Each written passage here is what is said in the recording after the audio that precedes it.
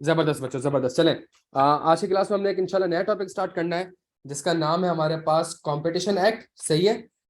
ये बड़ा ही एक इम्पॉर्टेंट टॉपिक है और ये हमारे पास आता है अदर लॉज एंड रेगुलेशन में, तो इसलिए इसकी वेटेज थोड़ी सी ज्यादा है। मतलब अगर सवाल आएगा तो 8-10 नंबर का सवाल इसमें आ जाता है। ठीक है थोड़ा सा टेक्निकल प्यारे बच्चों। ये इसके अंदर हम 2 से 3 स्टेप करेंगे। पहला स्टेप जो लिखा हुआ है इसके अंदर, पहले उसको रीड करेंगे, उसको समझने की कोशिश करेंगे। सही है।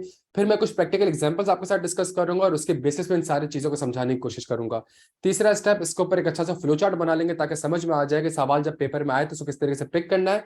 और फिर आखिरी काम, इसके ऊपर एक अच्छा सा 5 रुपए का सवाल कर लेंगे। डन हो गया यहां तक भाई? चले जी, स्टार्ट करते हैं हम कंपटीशन एक्ट 2010 से। इसका ये एचसीसीपी का कोई रूल नहीं है, ये कोई स्टेट बैंक का कानून नहीं है। इसके ऊपर अलग से कमिश्नर बनाया गया है, अलग एक रेगुलेटरी बॉडी है जो कि सारे मामला को देखती है और इसको पार्लियामेंट से इंडोर्स कराया गया था। ठीक है। इसमें है क्या, इसका मैं थोड़ा सा बैकग्राउंड दे दूं। कुछ आपको बीच में याद होगा, आई कैप के साथ मसला हुआ था कंपटीशन कमिश्नर के हिसाब से, याद है किसी को?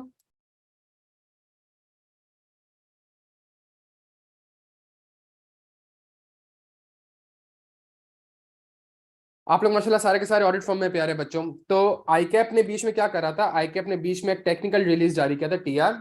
और इस टीआर में उसने कहा था कि भाई ऑडिट अगर करवाना है ना तो मिनिमम फीस इतनी होगी। ठीक है। अगर, और मिनिमम फीस का क्राइटेरिया था based on the status of company and based on revenue and profit. ठीक है। तो फॉर एग्जाम्पल अगर आप लिस्टेड कंपनी है और आपका रेवेन्यू 1 बिलियन से ज्यादा है तो कोई भी ऑडिट फर्म आपका ऑडिट करेगी तो वो कम से कम लेट से 1 मिलियन चार्ज करेगी। इससे कम तो कोई भी ऑडिट फर्म आपका ऑडिट एक्सेप्ट करेगी नहीं। याद है सबको ये?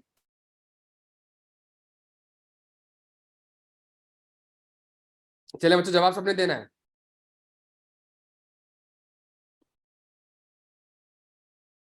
ये आईकैप की वेबसाइट में एक टीआर था। सही है। कंपटीशन एक्ट आया, जब कंपटीशन एक्ट आया तो उसने सिर्फ एक सिंपल सी बात करी। उसने कहा कि यार ये क्या, कि ये जो बेचारी जितनी भी कंपनीज हैं, ये जितनी भी कंपनीज हैं, इनके पास तो बेचारों के पास कोई ऑप्शन ही नहीं है। आप ही ऑडिट करते हो, सही, और आप ही फीस बता रहे हो। तो ये तो ना कोई कंपटीशन रहा, बल्कि आपकी तो, सुनिएगा मेरे वर्ड को, आपकी तो ये एक रेलिवेंट मार्केट है।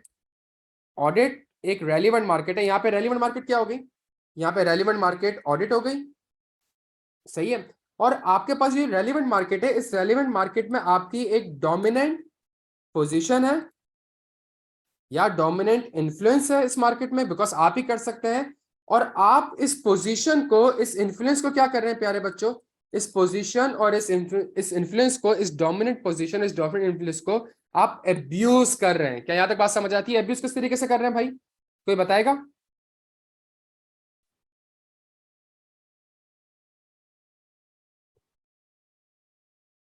बच्चों एब्यूज किस तरीके से कर रहे हैं, कोई बताएगा?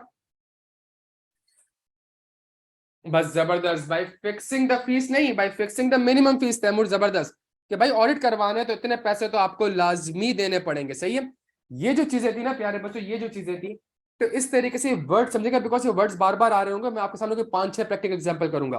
तो एक वर्ड आपके सामने रेलिवेंट मार्केट का आएगा, एक वर्ड आपके सामने डोमिनेंट पोजीशन है, डोमिनेंट इन्फ्लुएंस का आएगा। और इसमें रेलिवेंट मार्केट का होना मसले वाली बात नहीं है, डोमिनेंट पोजीशन या डोमिनेंट इन्फ्लुएंस का होना मसले वाली बात नहीं है। मसला किस चीज पे, आप इन पोजीशंस को क्या नहीं कर सकते प्यारे बच्चों, एब्यूज नहीं कर सकते। क्या यहां तक बात समझ आती है? अच्छा जी, स्टार्ट करते हैं हमारे टॉपिक से। 2 ही चैप्टर इसमें आपके सिलेबस का पार्ट है, एक चैप्टर 1 और एक चैप्टर 2। चैप्टर 1 डेफिनेशन है, तो डेफिनेशन बराबर में आपको दिख रही है। और चैप्टर 2 जो है हमारा, वो है जो स्टेट कॉम्पिटिशन एक्ट से रिलेटेड आपको चीजें बताइए। Abuse of dominant position. सही है भाई, abuse of dominant position, abuse of dominant position. No person shall abuse. सही है। अच्छा, एब्यूज यहाँ ग्रीन से हाईलाइट कर दिया है और नीचे एब्यूज क्या है वो बता दिया है। No person shall abuse dominant position, dominant को येलो से हाईलाइट कर दिया और डोमिनेंट पोजिशन की डेफिनेशन बता दी है। सही है। And abuse of dominant position shall be deemed to have been brought about, maintained or continued if it consists of a practices which prevent, restrict, reduce or distort the competition in the relevant market। मेरी बात सुनिएगा, abuse का मतलब क्या है, abuse of dominant position का मतलब क्या है, कि अगर आप कोई भी ऐसी प्रैक्टिस कर रहे हैं जिसकी बेसिस पे आप कंपटीशन को प्रिवेंट कर रहे हैं, रिस्ट्रिक्ट कर रहे हैं, रिड्यूस कर रहे हैं या उसको डिस्टॉर्ट कर रहे हैं, तो वो कहां पे? In the relevant market. Relevant market के ऊपर एक ब्लू से यहाँ पे लिंक कर दिया है कि रेलिवेंट मार्केट डेफिनेशन क्या है। जो सबसे इंपॉर्टेंट चीज है प्यारे बच्चों, इसमें 3 वर्ड्स हैं: एब्यूज, डोमिनेंट पोजीशन और relevant market.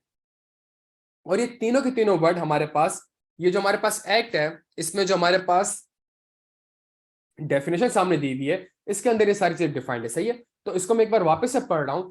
No person shall abuse dominant position. Dominant position क्या है, पहले वो पढ़ लेते हैं। One dominant position of one undertaking और several undertakings in a relevant market shall be deemed to exist if such undertakings have the ability to behave to an appreciable extent independently of the competitors। ये example सामने रखिएगा, ये वाले example सामने रखिएगा। कोई है हमारा कॉम्पिटिटर? ऑडिट में हमारा कोई कॉम्पिटिटर है भाई?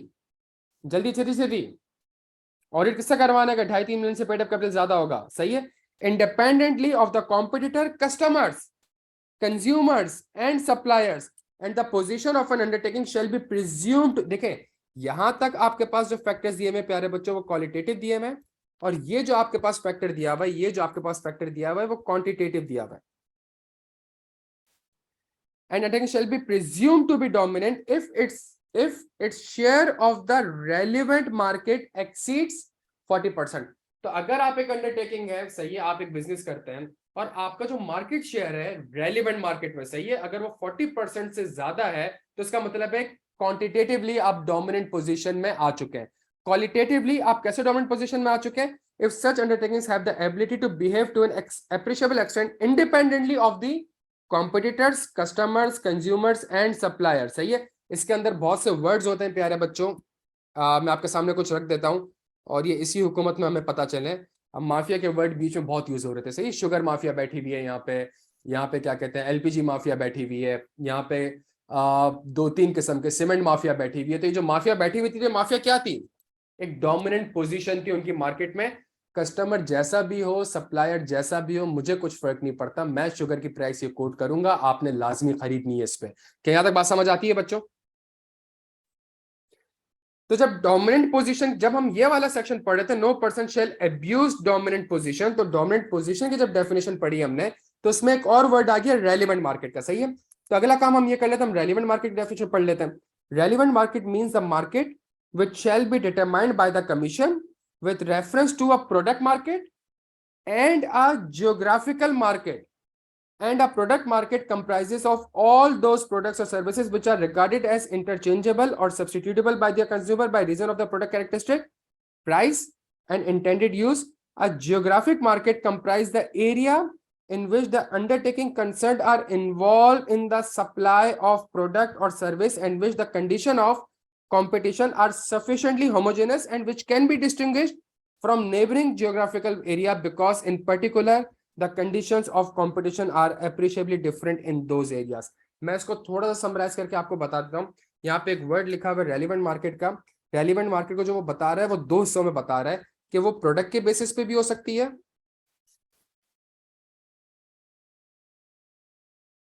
और वो जियोग्राफिकल बेसिस पे भी हो सकती है। सही है, अगर प्रोडक्ट के बेसिस पे हो सकती है तो आपके पास बहुत सी ऐसी कंपनीज के आप ऑडिट करते आ रहे हैं। लाइक फॉर एग्जांपल, अगर आपने कभी यूनिलीवर को देखा, तो यूनिलीवर खुद कोई 10 किस्म के साबुन बनाता है, 10 किस्म के शैम्पूज बना रहा होता है। सही है, तो इन सारे शैम्पूज को आपने कंबाइन करके असेस करना पड़ेगा कि जी इसकी रेलिवेंट मार्केट है भी कि नहीं। आप ये नहीं कह सकते कि नहीं जी फला जो प्रोडक्ट है उसका 10% शेयर है, 15% शेयर है। आपने, बिकॉज सारे प्रोडक्ट्स आपस में इंटरचेंजेबल है। सही है, प्राइस की वजह से, ज्योग्राफिक की वजह से इसकी कंपोजिशन डिफरेंट है, या फिर ज्योग्राफिकल वाइज। ज्योग्राफिकल के वाइज मैं आपको एक छोटी सी एग्जांपल दूंगा, देखिए अपेरेंटली रेलिवेंट मार्केट का मतलब क्या है? Relevant market exceeds 40%। तो मैं आपसे एक बात कहूं, ये एक कंपनी है, इसका एक प्रोडक्ट है और इस प्रोडक्ट का मार्केट शेयर 15% है। क्या ये डोमिनेंट पोजीशन, क्या ये कंपनी डोमिनेंट पोजीशन इख्तियार कर रही है इस रेलिवेंट मार्केट में? इसका जो प्रोडक्ट है, इसका मार्केट शेयर पूरे पाकिस्तान में 15% है। हाँ बच्चों, जल्दी छेती छेती।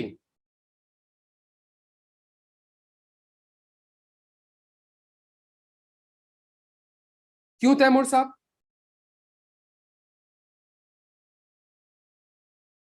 बिलो क्वांटिटेटिव, अच्छा आपने जो आंसर दिया वो क्वांटिटेटिवली दिया, ठीक है। हाँ क्वालिटेटिव भी मुझे देखना पड़ेगा, क्वालिटेटिव भी मुझे देखना पड़ेगा, सही है, क्वालिटेटिव भी देखना पड़ेगा। बट चूंकि सवाल में क्वांटिटेटिव लिखा हुआ है तो आपने कहा सर 15% से कम है, 40% से कम है, तो ये डोमिनेंट पोजिशन नहीं है। लेकिन एहतेशाम साहब जबरदस्त क्या गया है, अगर मैं आपसे कहूं इसका पूरे पाकिस्तान में शेयर 15% है, लेकिन सिंध में इसका, सिंध के टोटल रेवेन्यू का, सिंध के टोटल मार्केट का 45% शेयर इसके पास है। हाँ जी अब,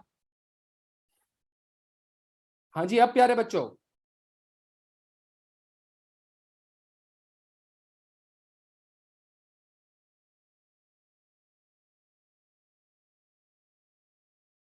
प्यारे बच्चों क्यों?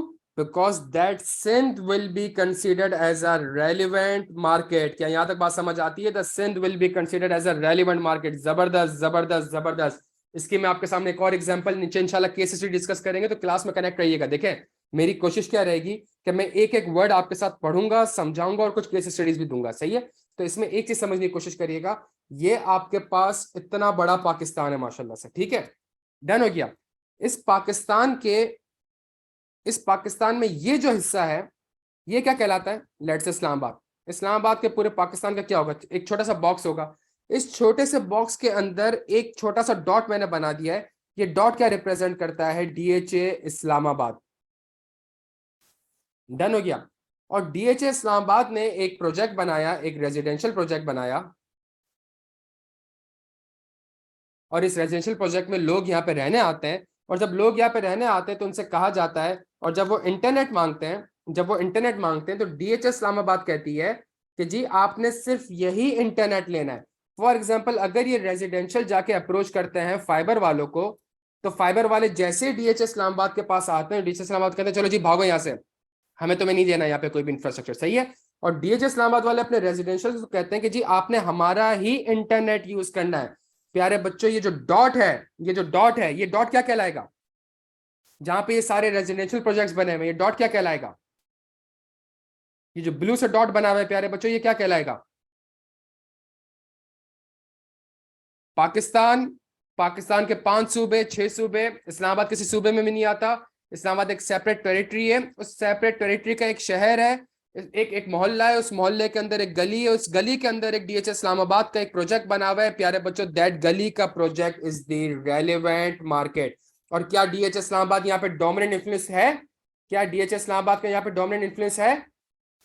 जल्दी जल्दी जल्दी, क्या डीएचएस इस्लामाबाद का यहाँ पे डोमिनेंट इन्फ्लुएंस है? क्या वो अपने इस इन्फ्लुएंस को एब्यूज कर रहा है प्यारे बच्चों? क्या वो अपने इस इन्फ्लुएंस को एब्यूज कर रहा है प्यारे बच्चों? बस ये 3 वर्ड्स आपको समझाने थे और अभी डिटेल में इंशाल्लाह और सारी चीजें समझानी। क्लियर है हम सारे यहाँ तक? तो ये जो पूरी कहानी इर्द गिर्द होगी, ये किसी कंपनी के ऊपर अप्लाई नहीं होगा, ये एक सारी अंडरटेकिंग्स के ऊपर अप्लाई हो जाएगा। अगर आप एक लीगल पर्सन भी है तो आपके ऊपर भी अप्लाई हो जाएगा, सही है। डीएचएस इस्लामाबाद की लीगल स्टेटस में कोई हैसियत नहीं थी, लेकिन इसके ऊपर इतनी जबरदस्त केस स्टडी है कि इसमें डेफिनेशन हम अभी नीचे जाके पढ़ेंगे, तो 2 वर्ड की वजह से बेचारा ये फंस गया था। क्या यहां तक बात समझ आती है प्यारे बच्चों?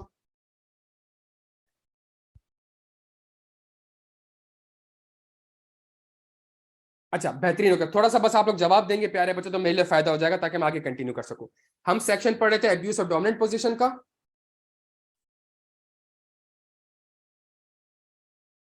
नो पर्सन, नो पर्सन, सब सब आ गए हैं इसके अंदर प्यारे बच्चों। नो पर्सन का मतलब सब आ गए, सही है, आप एज एन इंडिविजुअल भी आ गए।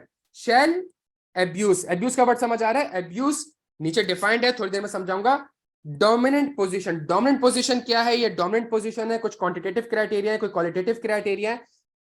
An abuse of a dominant position shall be deemed to have been brought, which, इसको समझिएगा, an abuse of dominant position shall be deemed to have been brought about, maintain or if it consider practices which prevent, restrict, reduce or distort competition in the relevant market। distort competition in the relevant market, relevant market definition पढ़ चुके हैं। ये example मैंने आपके सामने रखी है प्यारे बच्चों। किसकी एग्जांपल रखी थी? डीएचए इस्लामाबाद की। क्या डीएचए इस्लामाबाद कंपटीशन को डिस्टॉर्ट कर रहा है? क्या डीएचए इस्लामाबाद कंपटीशन को रिस्ट्रिक्ट कर रहा है? क्या डीएचए इस्लामाबाद कंपटीशन को प्रिवेंट कर रहा है? यस और नो?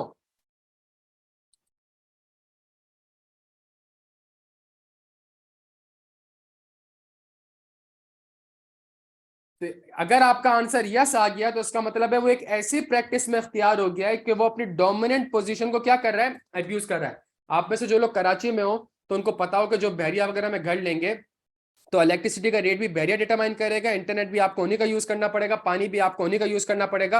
आप बाहर से कुछ भी नहीं मंगा सकते। क्या यहां तक बात समझ आ रही है प्यारे बच्चों?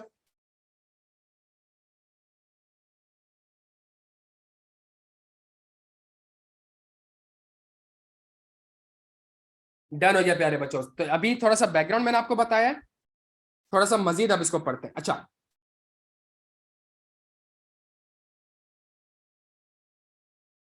द एक्सप्रेशन, अब मेरी बात सुनिएगा प्यारे बच्चों, ये इस हैंडआउट को थोड़ा समझने की कोशिश करिएगा। मैं थोड़ा सा और आपके लिए आसान कर देता हूं।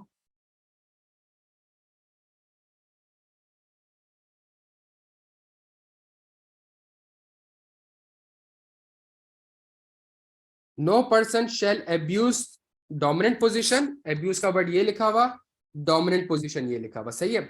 एक वर्ड आ रहा है यहाँ पे रेलिवेंट मार्केट, एक वर्ड आ रहा है यहाँ पे रेलिवेंट मार्केट, दोनों कहां डिफाइंड हो गए, दोनों यहाँ डिफाइंड हो गए, सही है। वर्ड कौन सा लिखा हुआ आ रहा है, if it consist of practices, सही है। द एक्सप्रेशन, टू के बाद थ्री पढ़ा रहा हूं, the expression practice refer to in subsection two, refer to in subsection two shall include but are not limited to. तो प्रैक्टिस की भी कुछ एग्जांपल्स दे दिए उसने आपको, सही है। प्रैक्टिसेस की भी कुछ एग्जांपल दे दिए कि अगर कोई आप इनमें से कोई हरकत करोगे, इनमें से अगर आप कोई हरकत करोगे तो इसका मतलब है आप अपनी डोमिनेंट पोजीशन को एब्यूज कर रहे हो, सही है। आप एक ऐसी प्रैक्टिस कर रहे हो जिससे अपेरेंटली ऐसा कहा जा रहा है कि आप अपनी डोमिनेंट पोजीशन को एब्यूज कर रहे हो। For example, limiting production, sales and unreasonable increase in price और अदर अनफेयर ट्रेडिंग कंडीशन, सही है। इसको थोड़ा बहुत आप लिंक करिएगा।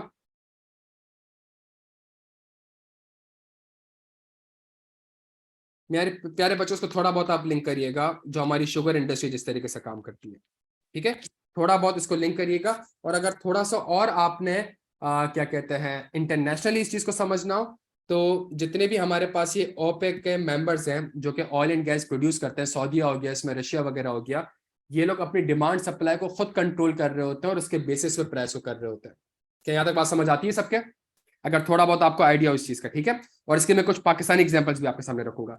Price discrimination, price discrimination by charging different price for the same goods और सर्विस। मैं एक बार आपके साथ रीड कर रहा हूं, बिकॉज सबसे बड़ा लॉ का मसला ये कि आप लोग पूरा रीड करके नहीं जाते। तो प्लीज यार, खुदा का वास्ता है, मुझे आपके साथ इसको रीड करने दें एक बार, और मैं एक एक के ऊपर आपको प्रैक्टिकल एग्जांपल पहले एक बार रीड कर लेते हैं। तो पहली चीज, मैं प्रोडक्शन सप्लाई सेल्स वगैरह में खेल लूं, क्वांटिटीज में खेल लूं। दूसरा, price discrimination by charging different prices for the same goods और services from different customer.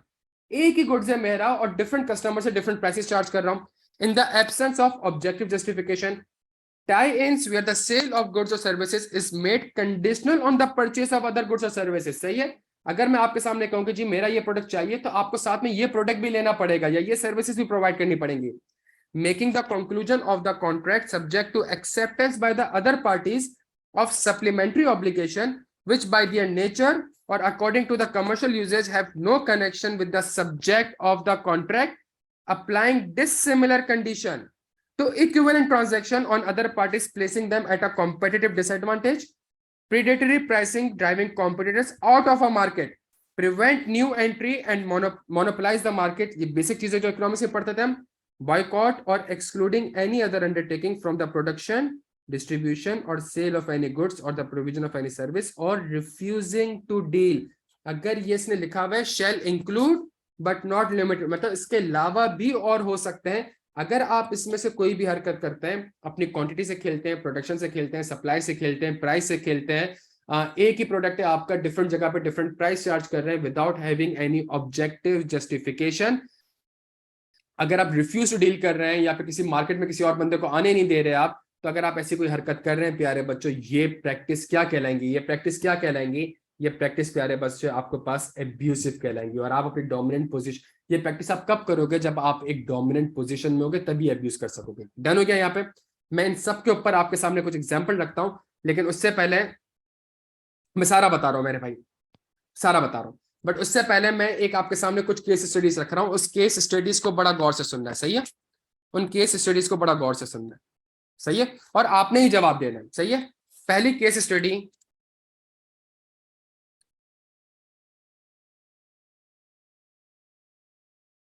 PESCO versus Cybernet. PESCO का पता है ना, पेशावर इलेक्ट्रिक सप्लाई कॉर्पोरेशन।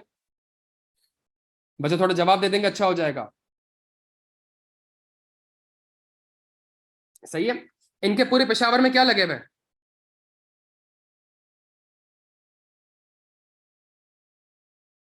ऐसा ही है। इनके पूरे पेशावर में क्या लगे हुए हैं? खंबे। ये साइबर नेट है, ये साइबर नेट है। ये क्या प्रोवाइड करता है? ये इंटरनेट सर्विस प्रोवाइड करता है। ये इंटरनेट सर्विस कैसे प्रोवाइड करता है? वो सुना है ना, घर में केबल वाला आ गया है। सुनते हैं ना हम, घर में केबल वाला आ गया, केबल लगा के चला जाएगा। तो इसको केबल कहां लगानी होगी? ये पूरे पेशावर में खंबे लगाए। ये साइबर नेट वाला पूरे पेशावर में खंबे लगाए।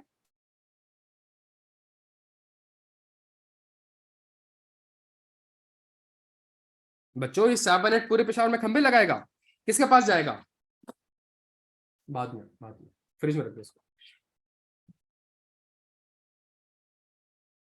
जबरदस्त मेरे प्यारे बच्चों, जबरदस्त जबरदस्त। ये सुनिएगा मेरी बात को। पेस्को ने एक टाइम तक 10 रुपए चार्ज करता था। सही है। पेस्को ने साइबरनेट से कितने रुपए चार्ज करना स्टार्ट कर दिया? 100 रुपए। सही है, पर यूनिट 100 रुपए चार्ज करना स्टार्ट कर दिया। और साइबरनेट वाले को कहा कि 100 रुपए दो, नहीं तो मैं तुम्हें खंबे पे कुछ भी लगाने की इजाजत नहीं दूंगा। पहली चीज। सेकंड चीज, साइबरनेट, पेस्को ने साइबरनेट को कहा कि तुम मेरे एम्प्लॉयज को फ्री में इंटरनेट दोगे। हैं? मेरे एम्प्लॉयज को फ्री में इंटरनेट दोगे, और जो तुम्हारा इंटरनेट है इसमें तुम पेस्को की मार्केटिंग भी करोगे। प्यारे बच्चों, क्या पेस्को का पिशावर में, मेरी बात सुनिएगा, पिशावर क्या है? पिशावर क्या है? जल्दी से बता दें।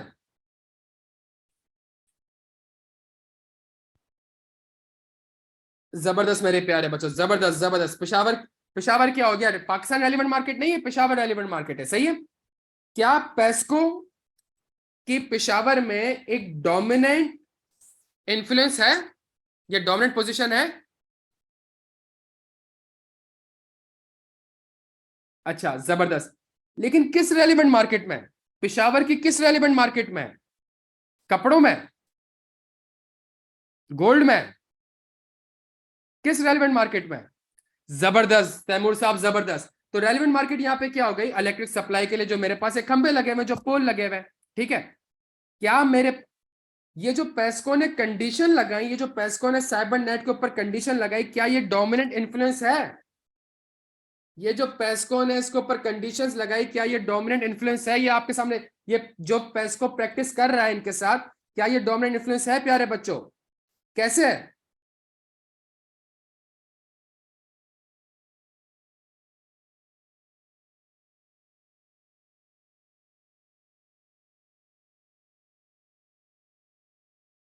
पॉइंट नंबर डी पढ़िएगा।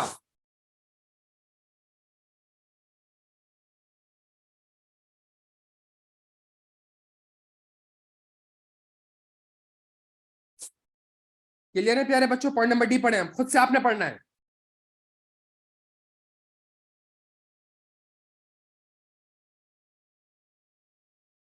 पॉइंट नंबर सी पढ़े।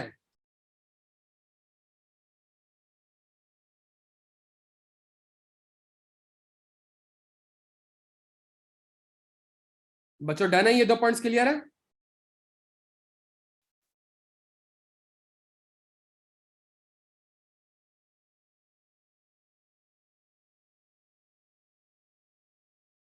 और सबसे इंपॉर्टेंट चीज, रिफ्यूज टू डील।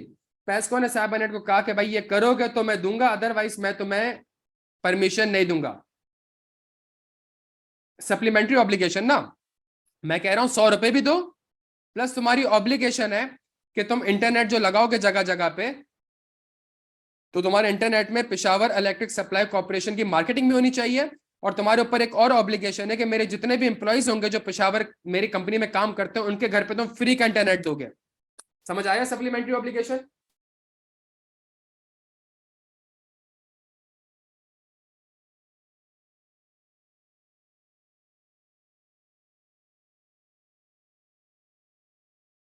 लेकिन शकील साहब फिर भी इसको पढ़ लें एक बार, जो मैं ग्रीन से बॉक्स बना रहा हूं उसको पढ़ लें।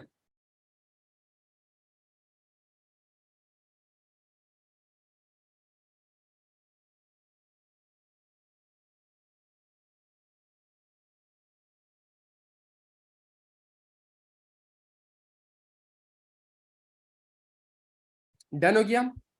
अच्छा, अब मेरी बात सुनिएगा, हमारे घर में केबल वाले दो आते हैं, एक टीवी वाला आता है, एक इंटरनेट वाला आता है। इंटरनेट वाला महीने के कितने लेता है हमसे, और टीवी वाला कितने लेता है? ऐसा ही है ना प्यारे बच्चों, 200 रुपए केबल वाला लेता है और 2000 रुपए इंटरनेट वाला लेता है। ऐसा ही है ना बच्चों, आपके घर में भी ऐसा ही है ना? कराची का तो ये रेट है यार। अच्छा, दोनों को किसकी जरूरत है?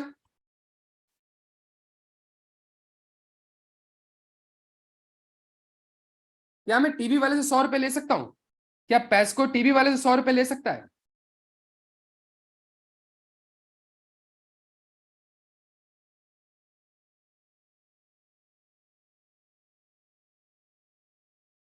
वो बेचारा महीने के 200 रुपए लेता है, तो उससे महीने के 10 रुपए तो नहीं ले सकता ना, 100 रुपए तो नहीं सकता। तो इसने इस पे कितना रेट चार्ज करा, पैसको ने इसको कितना रेट चार्ज करा, 10 रुपए। इंटरनेट वाला चूंकि महीने के 2000 रुपए कमाता है, इससे कितना रुपए रेट चार्ज करा? क्या यहां तक बात समझ आ रही है आपको?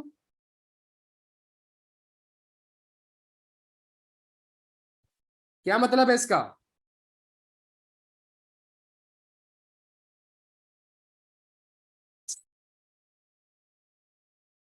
पॉइंट बी पढ़े।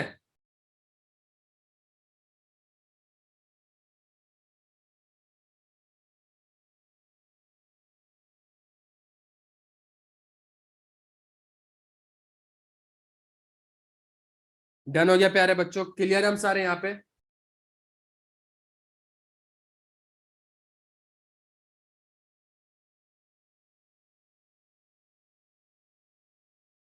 नहीं नहीं नहीं, राहिल इसका ये मतलब नहीं है, इसका ये मतलब नहीं है। मैं आपके साथ नहीं, रेवेन्यू के अकॉर्डिंग क्यों, ये थोड़ी हो सकता। भाई जब केबल की नेचर भी सेम है, सब कुछ सेम है, तो आप क्यों डिफरेंट प्राइस चार्ज कर रहे हो? मैं आपको इसकी एग्जांपल देता हूं। आप कराची से कपड़ा लेंगे, 100 रुपए का मिलेगा। लेकिन यही कपड़ा आपको लाहौर में यही कंपनी 110 का देगी। क्यों? एक ही प्रोडक्ट है, मैं डिफरेंट प्राइस चार्ज कर रहा हूं, क्यों?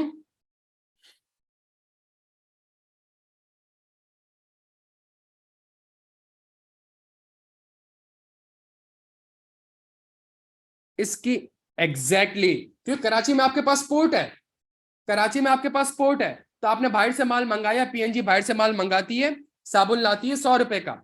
लेकिन लाहौर में कराची में 100 रुपए का बेचती है, लाहौर में 110 का बेचती है। क्यों? बिकॉज कराची से लाहौर उसको ट्रांसपोर्ट करने पे 10 रुपए की कॉस्ट आती है। तो इसके पास एक ही प्रोडक्ट की डिफरेंट प्राइस चार्ज करे, लेकिन इसके पास एक ऑब्जेक्टिव जस्टिफिकेशन है। क्लियर है मेरे प्यारे बच्चों यहाँ पे?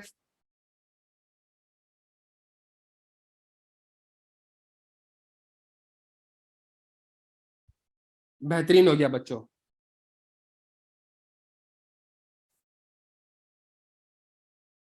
एक और एग्जांपल मैंने आपसे डीएचए वाली शेयर करी, सही है, ये भी यहाँ पे बड़ी रेलिवेंट होगी।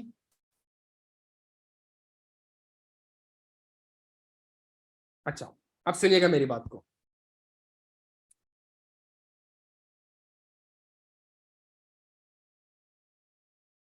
प्रोहिबिटेड एग्रीमेंट, ये सुनिएगा मेरी बात को।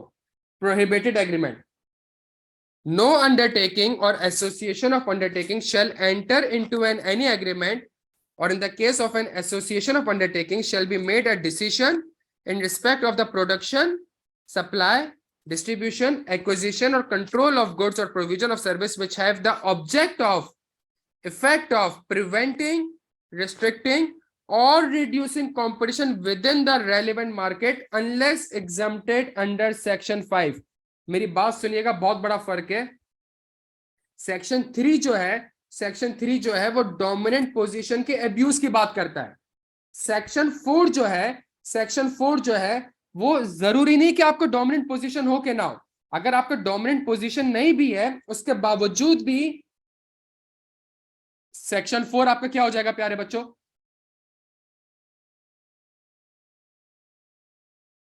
क्या यहां तक बात समझ आ रही है?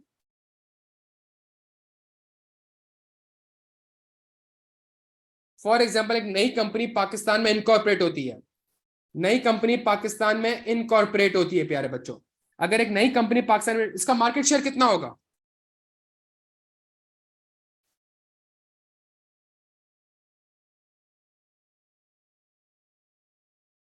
इनकॉर्पोरेट हुए 2 दिन हुए प्यारे बच्चों, मार्केट शेयर कितना होगा, जल्दी छेती छेती, इस 2 दिन हुए तो 0.1%, सही है। और बड़े बड़े बैठे हुए हैं, बिग फिश बैठी हुई है। क्या ये बंदा डोमिनेंट इन्फ्लुएंस है, क्या ये कंपनी का किसी भी किस्म का डोमिनेंट इन्फ्लुएंस है? नहीं। तो क्या इसके ऊपर सेक्शन 2 अप्लाई होगा, सॉरी सेक्शन 3 अप्लाई होगा? जब डोमिनेंट पोजीशन ही नहीं है तो अब्यूज कैसे करेगा?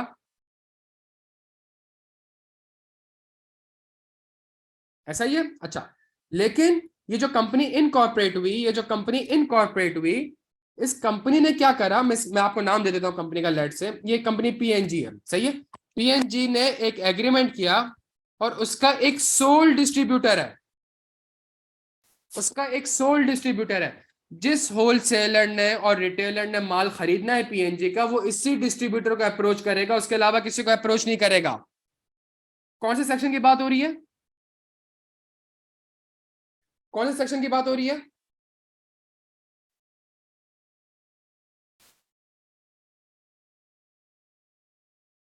No undertaking or association of undertaking shall enter into any agreement in the case of and shall make a decision in respect of the production supply, mall supply करूंगा तो इसी को ही करूंगा, इसके अलावा किसी को नहीं करूंगा।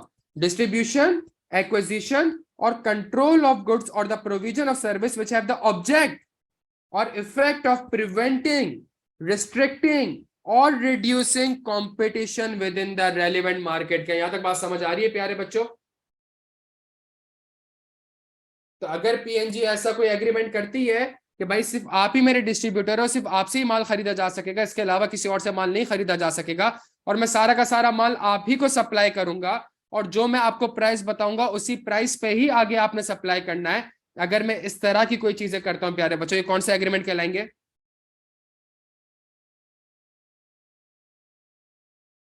ये प्रोहिबिटेड एग्रीमेंट है, सही है। ये प्रोहिबिटेड एग्रीमेंट है। ये मेरी बात समझने की कोशिश करेगा, चाहे आपका डोमिनेंट इन्फ्लुएंस हो या ना हो, आप इस तरह के एग्रीमेंट नहीं कर सकते। Such agreement include but are not limited to, more और लेस बातें देखें। एक कंपनी कोई भी अंडरटेकिंग बिजनेस करेगी तो 2-3 चीजें होती है ना। एक मेरे पास एक मेरे पास क्वांटिटी होती है, एक मेरे पास प्राइस होती है।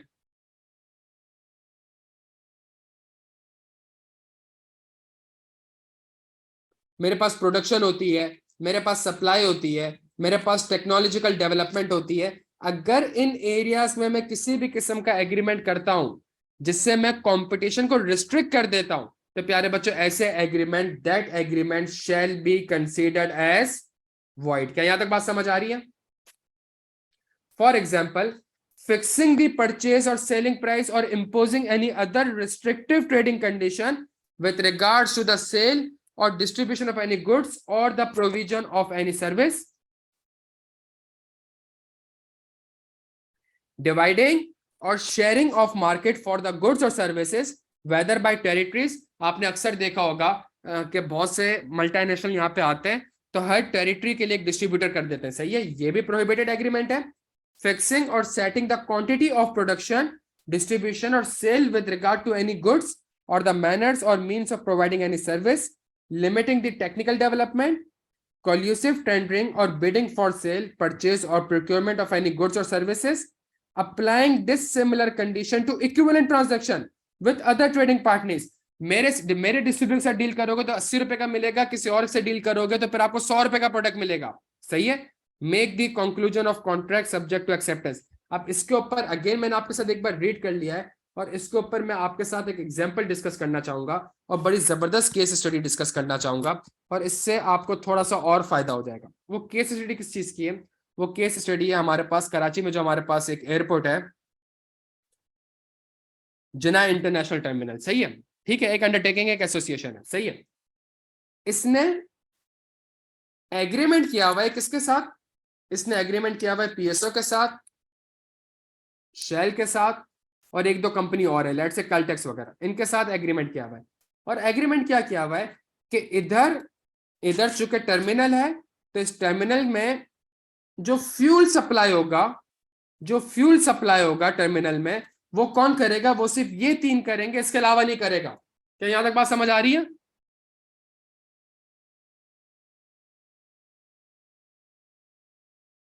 ये समझने की कोशिश करिएगा। ये एक अंडरटेकिंग है, इसने एग्रीमेंट किया हुआ है पीओसी के साथ, ये कंपनीज हैं, एक एग्रीमेंट किया हुआ है इसने कि भाई हमारे तैयारे में जो फ्यूल सप्लाई करेगा वो आप ही फ्यूल सप्लाई करेंगे, इसके अलावा फ्यूल सप्लाई नहीं करेगा। मार्केट में हैस्कॉल उठ के आ गया, इसने कहा मैं भी ऑयल एंड एनर्जी का बिजनेस करता हूं, क्या मैं यहाँ पे तेल बेचने आया हूं? मैं क्या करने आया हूं? मैं तो तेल बेचने आया हूं, तो मैं क्यों नहीं कर सकता? तो जब उसने इसके पास गया तो उसने कहा भाई हमारा तो अरेंजमेंट ऑलरेडी इनके साथ हो गया है, हमारा तो एग्रीमेंट ऑलरेडी इनके साथ हो गया है। प्यारे बच्चों, प्यारे बच्चों, कौन से एग्रीमेंट की बात हो रही है? ये कौन से सेक्शन की बात हो रही है?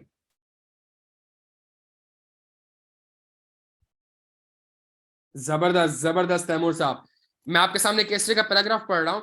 It was further alleged that an agreement of sale, the 1994 agreement in regard to the operational management of the fuel hydrant system was entered into by the Civil Aviation Authority as the seller and Shell, PSO and Caltex as the purchaser on 7th April 1994. The agreement specifically refers to the underground hydrant lines connected from the depot to the fueling base where the aircrafts are parked.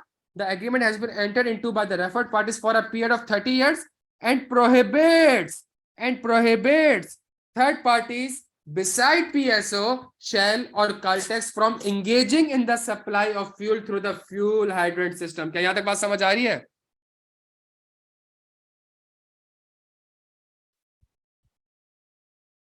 तो यहाँ dominant की बात नहीं हो रही प्यारे बच्चों, यहाँ पे किस चीज की बात हो रही है? प्रोहिबिटेड एग्रीमेंट की। सही है। किसी भी मैं आप खुद सोचे ना यार, आप एक मार्केट में बैठे हैं, कंपटीशन को आप कैसे रिस्ट्रिक्ट कर सकते हैं?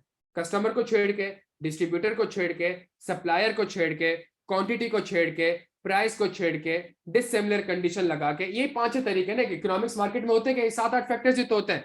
जहां आपने यहाँ पे ऐसी कोई अरेंजमेंट कर ली जिससे कंपटीशन रिस्ट्रिक्ट हो रहा है प्यारे बच्चों, that will be considered as a prohibited agreement. Done हो गया? और अगर ऐसा कोई एग्रीमेंट है, shall be considered as void, खत्म है, कोई औकात नहीं है उसकी।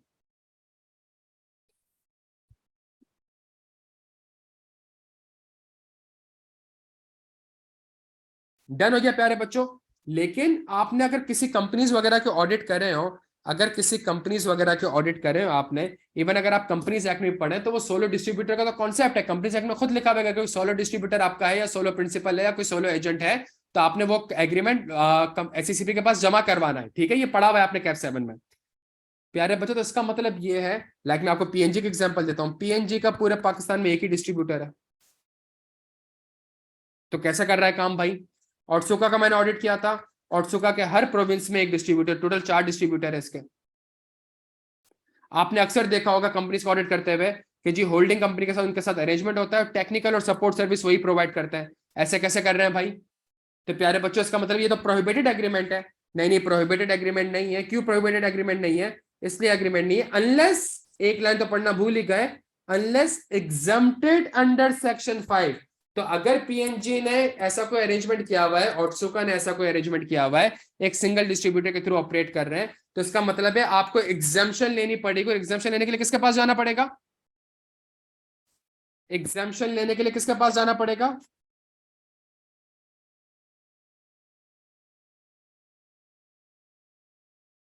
नहीं नहीं राहिल, देखें, ये एससीसीपी नहीं, ये कानून एससीसीपी ने नहीं बनाया है, ये कानून स्टेट बैंक ऑफ पाकिस्तान ने नहीं बनाया है। कंपटीशन कमिश्नर एक अलग रेगुलेटरी बॉडी है हमारी।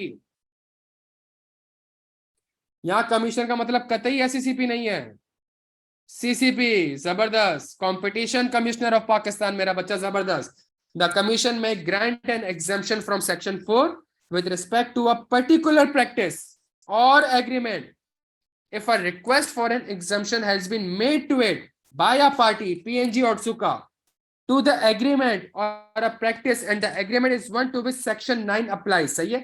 section 9 क्या, थोड़ी देर में पढ़ लेता हूँ। The exemption under subsection 1 may be granted subject to the condition as the commission considered appropriate to impose and has effect for such period as the commission considered appropriate. The period must be specified in the grant of the exemption. An individual exemption may be granted so as to have effect from a date earlier than on which it is granted on an application made in such a way as may be specified. The commission may extend the period. Simple सी प्यारे बच्चों, कोई भी section में मुश्किल बात नहीं है, सिर्फ सिंपल से रूल क्या है इसके अंदर किसके पास जाना पड़ेगा? वो एग्रीमेंट आपने एग्जाम करवाना पड़ेगा। किसके पास एग्जाम करवाना पड़ेगा? कमीशन के पास। और कमिश्नर चाहे तो कोई किसी टाइम पीरियड के लिए आपको एग्जाम्शन दे सकता है और साथ में कोई कंडीशन भी इंपोज कर सकता है। डन हो गया? ये बिल्कुल मुश्किल नहीं है, आसान है। सेक्शन 5। आगे बढ़े।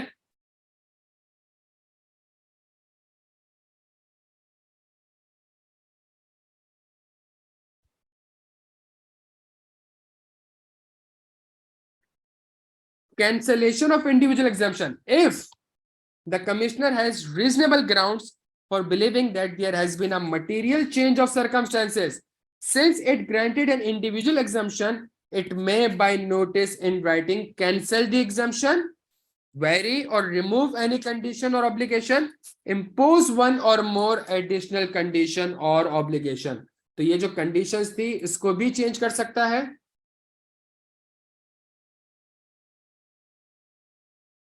If the commission has a reasonable suspicion, शक है उसको, that the information on which it is based its decision to grant an individual exemption was incomplete, false, or misleading in a material particular, the commission may by notice in writing take any of the step. Breach of a condition has the effect of cancelling the exemption. Exemption cancel कर देगा। Failure to comply with an obligation allow the commission by notice in writing to take any of the steps mentioned in subsection 1. Mentioned in subsection 1. क्या यहां तक बात समझ आती है प्यारे बच्चों? तो इसका मतलब है अगर आप ये काम कर रहे हैं, आप कमिश्नर के पास जाएं, एग्जाम्शन ले लें। एग्जाम्शन जब आप लेने जाएंगे वो कुछ कंडीशन भी इंपोज कर देगा, कुछ टाइम लिमिट के लिए आपको करेगा और बाद में वो आपकी एग्जाम्शन को कैंसिल भी कर सकता है, मजीद कंडीशन भी लगा सकता है, कंडीशन को वेव भी कर सकता है। बच्चों क्लियर हम सारे यहाँ पे? एक और एग्जाम्शन की कैटेगरी, इसका नाम क्या है? अब पाकिस्तान में लाखों किस्म की कंपनी है और लाख में से कोई 90,000 कंपनीज ऐसी हैं जिनका सिंगल डिस्ट्रीब्यूटर एग्रीमेंट बना हुआ है। ठीक है, तो ये 90,000 एप्लीकेशन कमिश्नर के पास जाएंगी तो क्या कमिश्नर उसको एक एक को इंडिविजुअल एग्जाम्शन दे सकता है? क्या कमिश्नर एक एक को इंडिविजुअल एग्जाम्शन दे सकता है प्यारे बच्चों?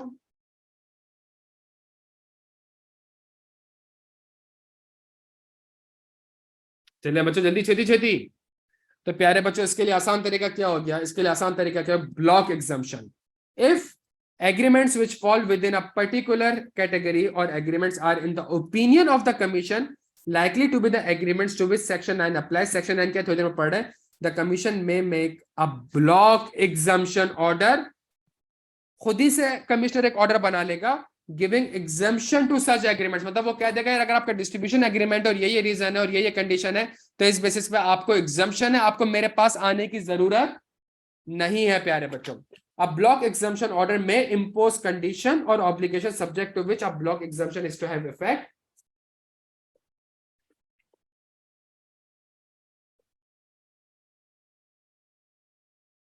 A block exemption order may provide that breach of a condition imposed by the order has the effect of cancelling the block exemption. That if there is a failure to comply with an obligation imposed by the order, the commission may by notice in writing cancel the block exemption in respect of the agreement. That if the commission considered that a particular agreement is not to one which section 9 applies, the commission may cancel the block exemption in respect of that agreement. A block exemption order may provide that the order is to cease to have effect at the end of a period specified in the block exemption order. Again, ये जो block exemption order होगा इसमें भी time होगा और इसमें भी कुछ कंडीशन इंपोज्ड होंगी। सही है, और कुछ रिक्वायरमेंट होगी। अगर आप उससे पूरा कर जाते हो तो आप ब्लॉक एग्जाम्शन ऑर्डर के तहत आप एग्जाम्प्ट हो, आप इंडिविजुअल एग्जाम्शन के लिए ना जाओ। डन हो गया प्यारे बच्चों? ब्लॉक एग्जाम्शन प्रोसीजर क्या? जिस तरह मेरे पास यहाँ पे इंडिविजुअल एग्जाम्शन थी और इसका एक पूरा प्रोसीजर था, इसी तरीके से मेरे पास ब्लॉक एग्जाम्शन का एक प्रोसीजर है।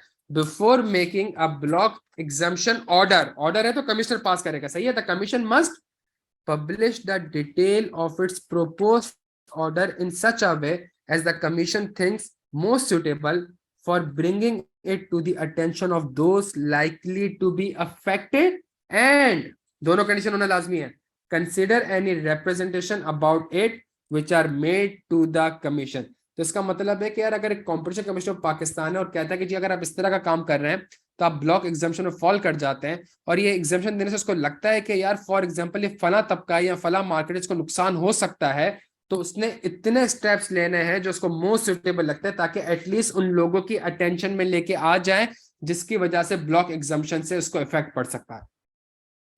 The criteria for individual and block exemption, the commission may grant individual और block exemption in respect of agreement which substantially contributes to improving production और distribution। ये सेक्शन 9 आ गया प्यारे बच्चों, जो बार बार सेक्शन 9 का जिक्र आ रहा था वो ये आ रहा है। मतलब पीएनजी पूरे पाकिस्तान में उसका एक ही डिस्ट्रीब्यूटर है और उसका एक ही सप्लायर है। सप्लायर पता है ना पीएनजी का कौन है? होल्डिंग कंपनी है उसकी, सही है, जो यूएस में बैठी हुई है। तो यूएस से सारा माल या पीएनजी पाकिस्तान में आता है और यहां से एक ही डिस्ट्रीब्यूटर के थ्रू पूरे पाकिस्तान में डिस्ट्रीब्यूट होता है। कौन सा सेक्शन अप्लाई हो जाएगा प्यारे बच्चों? कौन सा सेक्शन अप्लाई हो जाएगा बच्चों? जल्दी छेती छेती।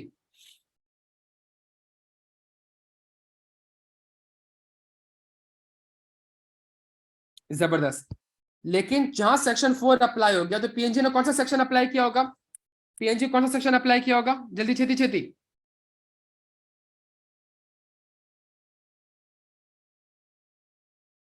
पीएनजी ने कौन सा सेक्शन, बच्चों जल्दी छेती छेती, पीएनजी ने कौन सा सेक्शन अप्लाई किया होगा?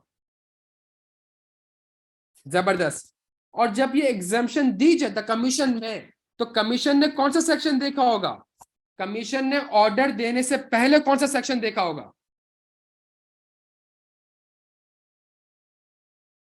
जबरदस्त प्यारे बच्चों, जबरदस्त। The commission may grant the individual in respect of which substantially contributes to improving production और distribution। तो मैं कहता हूं यार मेरे एक ही डिस्ट्रीब्यूटर है, तो इससे मेरी डिस्ट्रीब्यूशन और प्रोडक्शन इंप्रूव हो जाएगी।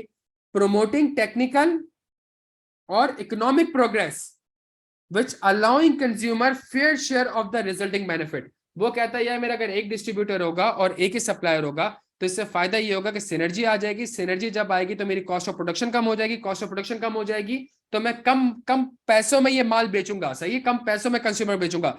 अगर मैं 15-20 डिस्ट्रीब्यूटर रख लूंगा तो इससे मेरी डिस्ट्रीब्यूशन कॉस्ट बढ़ जाएगी, और चूंकि डिस्ट्रीब्यूशन कॉस्ट बढ़ जाएगी तो इस बेसिस पे अल्टीमेट कंज्यूमर को ये कॉस्ट बियर करनी पड़ेगी। The benefit of that clearly outweighs the adverse effect of the absence or lessening of competition।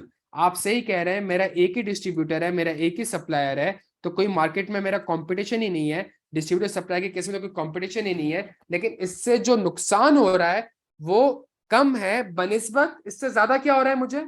इससे ज्यादा क्या हो रहा है प्यारे बच्चों? इस अरेंजमेंट से यूजर को या इकोनॉमी को फायदा ज्यादा हो रहा है। तो अगर ये कंडीशन में से कोई भी कंडीशन पूरी होती है और का वर्ड लिख रहा है, तो इस बेसिस पे एग्जाम्पशन प्रोवाइड की जा सकती है। बच्चों डन हो गया?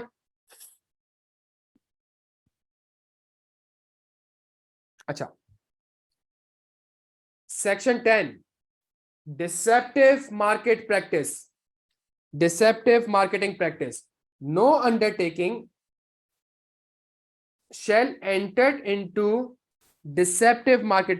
क्या वर्ड लिखा हुआ है तैमूर साहब? क्या वर्ड लिखा हुआ है बच्चों? 15-20 मिनट की क्लास और बड़ी इंपॉर्टेंट है। क्या वर्ड लिखा हुआ है? नो अंडरटेकिंग, सही है। इसका मतलब कि क्या ये सिर्फ और सिर्फ डोमिनेंट पोजीशन पे अप्लाई होगा? क्या ये सेक्शन सिर्फ डोमिनेंट पोजीशन पे अप्लाई होगा? बस जबरदस्त जबरदस्त जबरदस्त। ये आईक्यू स्कूल ऑफ फाइनेंस के ऊपर भी अप्लाई होगा, ये बाकी सी इंस्टीट्यूट के ऊपर भी अप्लाई होगा, ये हर एक चीज के ऊपर अप्लाई होगा। No undertaking shall entered into deceptive marketing practice. धोखे वाली मार्केटिंग नहीं कर सकते आप, सही है। धोखे वाली मार्केटिंग आप सबको पता है, आप तो माशाल्लाह इस प्रोफेशन में, सही है। क्या लिखा हुआ है? The deceptive marketing practice shall be deemed to have been made और रिस्टोर्टेड और continued of resort to the distribution of false or misleading information that is capable of harming the business interest of another undertaking। मैं कोई ऐसी गलत और information दे दूं जिसकी वजह से दूसरों के बिजनेस में नुकसान हो, और ये हमारे प्रोफेशन में होता रहता है माशाल्लाह। The distribution of the false और misleading information to consumers including the distribution of information lacking a reasonable basis related to the price, character, method और प्लेस ऑफ प्रोडक्शन। इन सबके मैं एग्जांपल दूंगा, सिर्फ पढ़ रहा हूं आपके साथ। फॉल्स और misleading comparison of goods, fraudulent use of another trademark, firm name और प्रोडक्ट लेबलिंग और पैकेजिंग। सही है, ये सारी की सारी किस्में आ जाएगी, डिसेप्टिव में आ जाएगी। मैं एक जबरदस्त आपको एग्जांपल दे रहा हूं, आप अंदाजा नहीं लगा सकते कि हमारे इस मुल्क में हो क्या रहा है। सही है,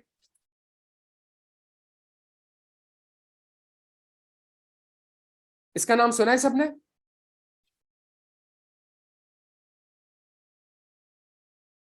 बच्चों इसका नाम सुना है सबने? क्या बनाती है?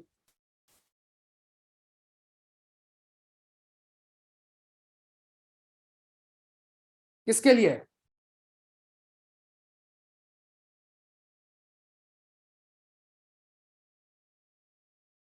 जबरदस्त तैमूर साहब, जबरदस्त, बच्चों के लिए। ठीक है, ये करती क्या है, ये एड चलाती है और कहते हैं कि बच्चों के लिए मिल्क बहुत जरूरी है। रिसर्च के मुताबिक, रिसर्च के मुताबिक अब पाकिस्तान में इतने बच्चों को मिल्क मिलता ही नहीं है। सही है, और वो गजाई कुव्वत उनको मिलती नहीं है। ठीक है, और फिर साथ में नीडो अपना वो येलो कलर का साशा जो होता है वो चला देता है। ऐसा ही है बच्चों, ऐसा ही है। तो जितनी भी माए बहनें होती हैं, माँ बाप होते हैं, वो कहते हैं कि यार नहीं यार, बच्चों को दूध पिलाना है यार, तो नीडो खरीदते हैं। ऐसा ही है बच्चों। बच्चों नीडो मिल्क है ही नहीं, नीडो मिल्क है ही नहीं। क्या यहां तक बात समझ आ रही है आपके? इस पे सुप्रीम कोर्ट का डिसीजन है। बच्चों नीडो मिल्क ही नहीं है। ये मेरी बात समझने की कोशिश कर रही है, पढ़े क्या कह रही है। क्या नीडो के पास मार्केट शेयर नहीं है? डोमिनेंट इन्फ्लुएंस की बात ही नहीं कर रहा, नो अंडरटेकिंग, नीडो भी आ गया इसके अंदर। डिस्ट्रीब्यूशन ऑफ फॉल्स और मिसलीडिंग इंफॉर्मेशन। सही है, तो मसला क्या था, नीडो ने अपने इस येलो वाले साशे में एक बच्चे की तस्वीर बनाई थी और बच्चे के हाथ में एक गिलास पकड़ा दिया था, और गिलास के अंदर एक मिल्क, व्हाइट कलर का मिल्क, इसकी शक्ल बना दी थी। तो ये फॉल्स और मिसलीडिंग इंफॉर्मेशन दे रही है। ये फॉल्स और एक तस्वीर से फॉल्स और मिसलीडिंग इंफॉर्मेशन दे रहा था। तो सुप्रीम कोर्ट ने उनको बोला कि भाई आप ये सफेद, आप गिलास तो रहने दें लेकिन अंदर सफेद कलर का दूध ना रखे ना। तो उन्होंने दूध को ग्रीन कलर का कर दिया। ये केस स्टडी है पूरी। तो यहां तक बात समझ आती है। सेफ गार्ड ने एक ऐड बनाया, सेफ गार्ड ने एक ऐड बनाया बड़ा जबरदस्त। उसने कहा कि ये एक बच्चा है, ये एक बच्चा है, सही है, ये बच्चा किससे हाथ धो रहा है? एक ऑर्डिनरी साबुन से। और ये जो बच्चा है, ये सेफगार्ड से साबुन धो रहा है। ये जो ऑर्डिनरी, ये जो बच्चा है, बच्चा ऑर्डिनरी नहीं है, जो बच्चा ऑर्डिनरी साबुन से धो रहा है, तो इसके बैक्टीरियास अभी भी 30-40% इसके हाथों में रह गए। और ये जो बच्चा है जो सेफगार्ड से धो रहा है, इसके 99.99% बच्चों ये क्या कर रहा है?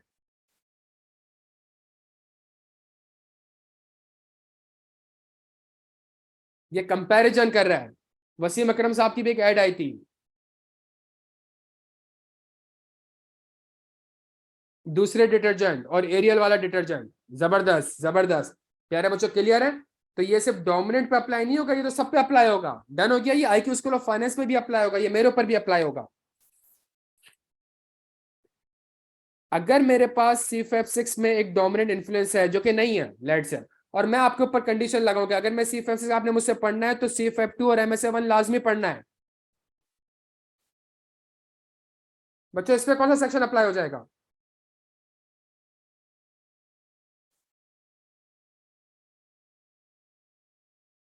बस जबरदस्त, जबरदस्त बच्चों, क्लियर है हम सारे यहाँ पे?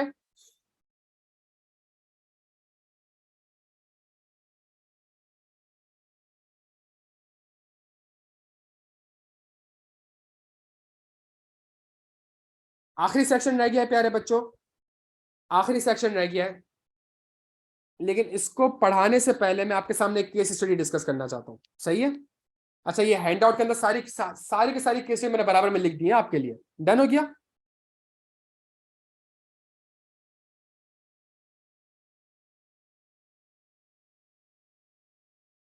इसका नाम सुना है सबने?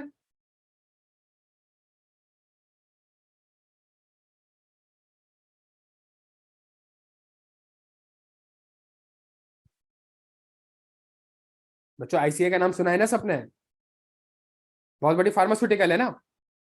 गनी गिलास का नाम सुना है?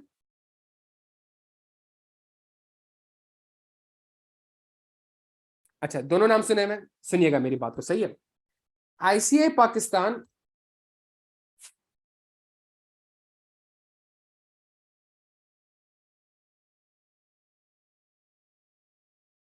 आईसीआई पाकिस्तान सोडियम कार्बोनेट बहुत सी चीजें बनाता है, लेकिन उसमें से एक प्रोडक्ट कौन सा बनाता है? सोडियम कार्बोनेट, जो केमिस्ट्री में हमने ऑर्गेनिक केमिस्ट्री में NaC है, ये पढ़ा हुआ याद है। सोडियम क्लोराइड हो जाएगा तो NaCl2 हो जाएगा, याद है प्यारे बच्चों। अच्छा, गनी गिलास ये क्या बनाता है? ये गिलास बनाता है, और इस गिलास को बनाने के लिए इसको एक रॉ मटेरियल चाहिए, जिसका नाम क्या है?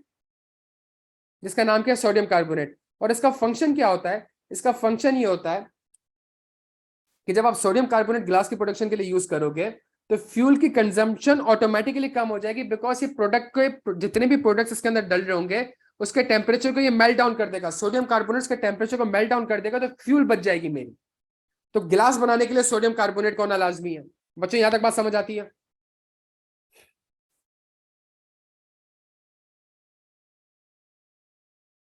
अच्छा, आईसीआई पाकिस्तान ये सोडियम कार्बोनेट गनी गिलास को भी बेचता है, और दूसरे और बहुत गिलास वाले हैं उनको भी बेचता है, ठीक हो गया।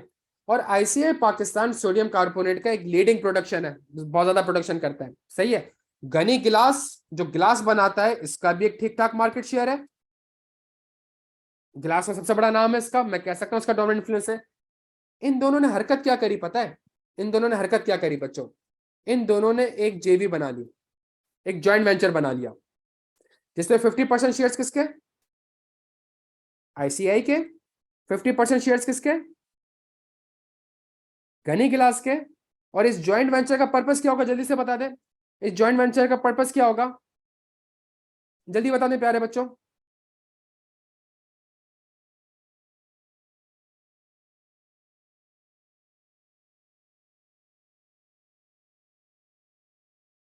बच्चों जल्दी, छेती छेती। इस जॉइंट वेंचर का पर्पस क्या होगा? जबरदस्त जबरदस्त जबरदस्त। कि आईसीआई NaCl इस जॉइंट वेंचर को देगा, सही है। इस जॉइंट वेंचर में दूसरा पार्टनर बना बैठा हुआ है गनी गिलास, ये उससे बैठ के क्या बनाएगा? गिलास बनाएगा। और जो इस जॉइंट वेंचर को सोडियम कार्बोनेट सप्लाई किए गए उससे जो गिलास बनेंगे, और जो फिर जो प्रॉफिट होगा वो दोनों में 50-50% शेयर होगा। प्यारे बच्चों को यहां तक बात समझ आती है?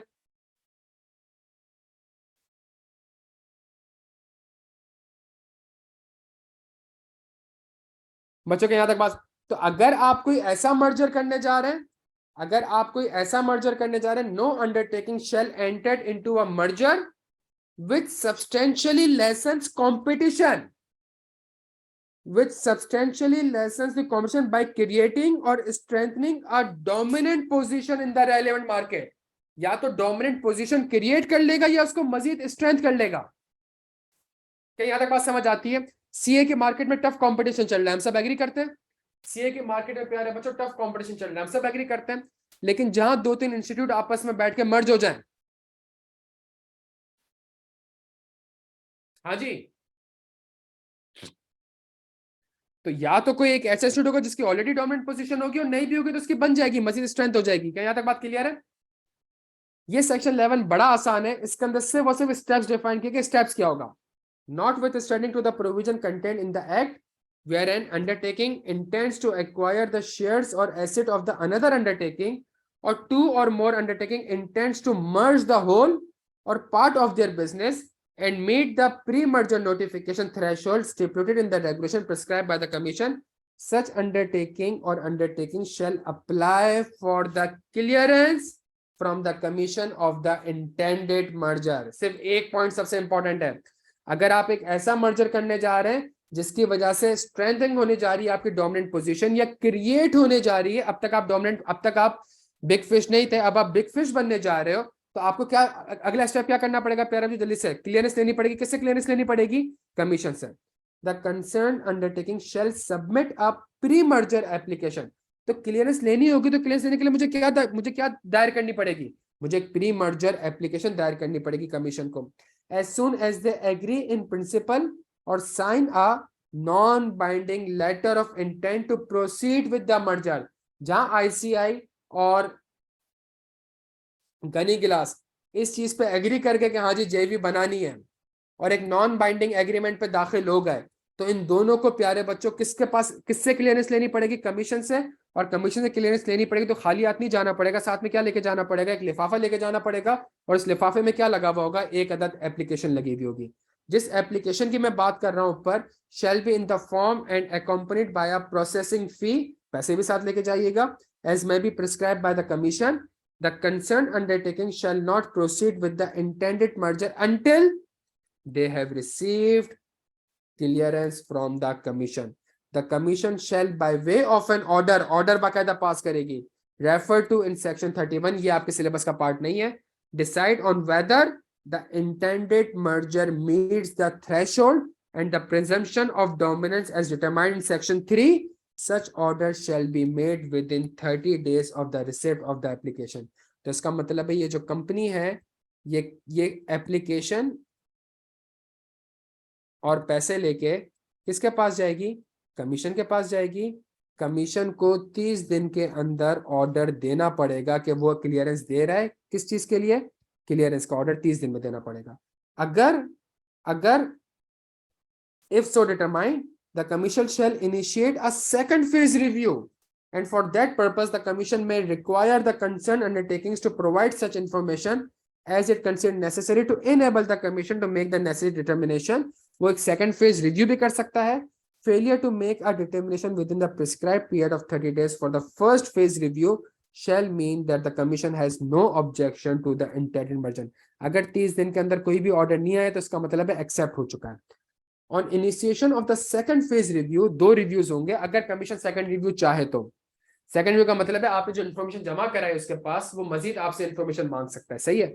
On initiation of the second phase review the commission shell with in 90 days of the receipt of the requested information under subsection 6 review the merger to assess whether it is substantially lessen the competition by creating or strengthening a dominant position in the relevant market, and shall give its decision on the proposed transaction.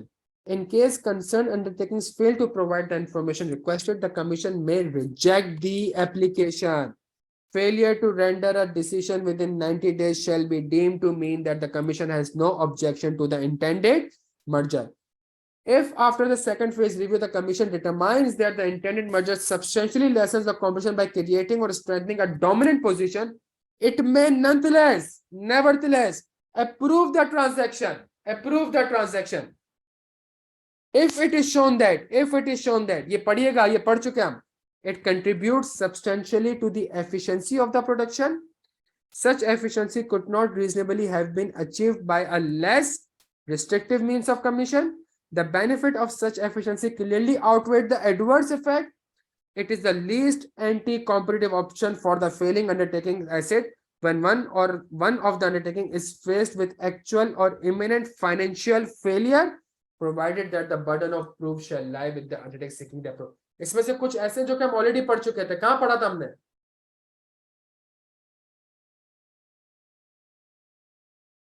समझ आ रहे? जब वो exemption आपको दे रहा था, जब वो prohibited agreement की एग्जाम्पशन आपको दे रहा है, तो इसका मतलब है वो डोमिनेंट इन्फ्लुएंस की भी एग्जाम्पशन आपको मिल सकती है। कब मिल जाएगी? जब आप मर्जर करने जा रहे हैं, और मर्जर करने से कंपटीशन कम हो जाएगा, आपकी रेलिवेंट मार्केट और बढ़ जाएगी, आप ज्यादा डोमिनेंट पोजीशन में आ जाएगा। याद रखिएगा, एब्यूज करने नहीं दे रहा है आपको, एब्यूज करने नहीं दे रहा है। वो किन बेसिस पे दे रहा है? वो इन बेसिस पे दे रहा है कि ऐसा करने से ज्यादा एफिशिएंसी आ जाएगी, इकोनॉमी को फायदा हो जाएगा। हाँ, कंपटीशन कम होने के नुकसान हैं, लेकिन इस अरेंजमेंट से फायदे ज्यादा है प्यारे बच्चों। और अगर ऐसा नहीं करा तो दोनों कंपनीज में से कोई एक कंपनी आगे जाके बंद हो जाएगी। क्या यहाँ तक बात समझ आती है प्यारे बच्चों? तो इन दोनों कंपनीज ने प्ली क्या ली थी, मैं आपको बता देता हूं। आप मुझे बताएं कंडीशन क्या लगाई होगी। ये सिनेरियो आपके सामने है मेरे प्यारे बच्चों। कंपटीशन कमीशन ऑफ पाकिस्तान ने इस जेवी को अप्रूव कर दिया है, इस मर्जर को अप्रूव कर दिया है, बट कंडीशन क्या लगाई होगी, जल्दी से बता दें।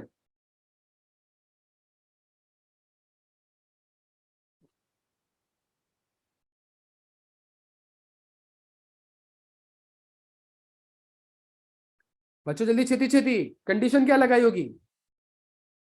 आईसीआई पाकिस्तान सिर्फ सोडियम कार्बोनेट इस जेबी को प्रोवाइड नहीं करेगा, बल्कि जल्दी जल्दी जल्दी जल्दी जल्दी,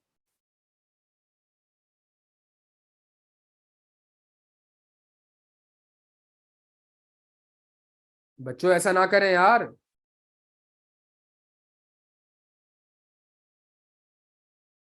एहतिशाम ने बट सप्लाई टू अदर, और सबसे इंपॉर्टेंट चीज एहतिशाम ने क्या लिखी? ऑन द सेम प्राइस, जिस रेट पे इसको सप्लाई कर रहे होगे इसी रेट पे इसको सप्लाई करना होगा। नहीं तो अगर आपने सारा सोडियम कार्बोनेट अपनी जेबी को प्रोवाइड कर दिया, अपनी जेबी को प्रोवाइड कर दिया, और ये जो बाकी बेचारे हैं इनको जब मिलते, इसका मतलब इनके गिलास के बिजनेस खत्म हो जाएंगे। जब गिलास के बिजनेस खत्म हो जाएंगे तो फिर तो ये गनी गिलास के लिए कंपटीशन ही खत्म हो जाएगा। मुझे समझ आ रहा है, कानून समझ आ रहा है आपको?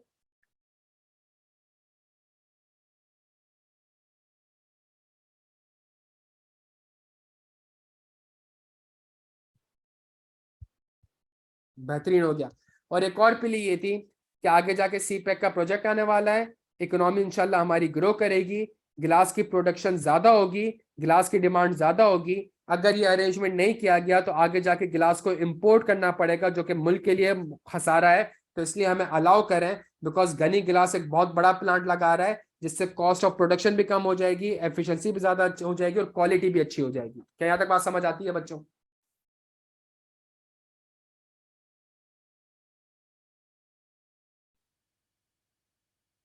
In case the commission determines that the transaction under review does not qualify the criteria specified in subsection 10, the commission may prohibit the consumption of the transaction. सही है? Approve such transaction subject to the condition laid by the commission. Condition कौन सी? भाई बाकी customer को provide करना। Approve such transaction on the condition that the said undertaking enter into legally enforceable agreement specified by the commission in its order. क्या यहाँ तक clear है प्यारे बच्चों? Where an undertaking has consumed the merger without complying with the provision of subsection 1, the commission shall, after giving the undertaking an opportunity of being heard, make appropriate order. Again, opportunity of being heard provide की जाएगी. Where the commission has granted the approval subject to condition, the commission may within 1 year review the order of approval of merger on its own or on the application of the undertakings concerned, on the ground that it is satisfied that the circumstances of the relevant market or the undertaking have so changed as to warrant the review of the condition imposed. जो condition लगाई गई है, commission खुद से भी उनको review कर सकता है। कल को तारिक गनी या गनी गिलास या आईसीआई पाकिस्तान भी जाके उनको अप्रोच कर सकता है। If the commission determines that the approval was based on false और misleading information submitted by the undertaking, वही सेम वाली चीज है, तो वो इस मर्जर एक्विजिशन को खत्म भी कर सकता है। बच्चों क्लियर है हम सारे यहाँ पे? मेरे प्यारे बच्चों क्लियर है? तो इस एक हैंड आउट के अंदर सारा बराबर में case studies A to Z सारी चीजें यहाँ पे आपके साथ है। 5 मिनट की क्लास और रह गई है मेरे प्यारे बच्चों, जब इतना पढ़ लिया तो हाथ के हाथ एक सवाल भी पढ़ लेते हैं। डन हो गया?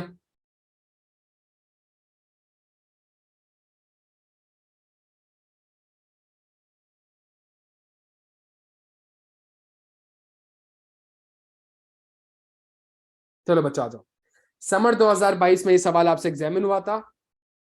KBL, a public unlisted company, is engaged in the business of manufacturing and marketing of soft drinks. KBL holds 20% market share. Relevant market क्या है प्यारे बच्चों, यहाँ पे जल्दी से बता दें। What is relevant market? प्यारे बच्चों जल्दी छेड़िए, देखिए 2 मिनट अब जवाब दे दें बच्चों। What is relevant market here? प्यारे बच्चों जबरदस्त, राहिल साहब बहुत जबरदस्त। SD लिख देता हूं, सॉफ्ट ड्रिंक। सही है। KBL holds 20% market share of soft drink in Sindh. Product soft drink, geographically Sindh. Details of KBL's shareholding as of today is as follows. ये शेयर्स आ रहे हैं इसके पास। On 1 June 2022, name NBL, another manufacturing of soft drink, has offered DCL to acquire 29 million shares of KBL. 45 million में से कितने shares? 29 million at a premium of 15%. At a premium of 15%. NBL holds around 25% market shares of soft drink in Sindh. ये company NBL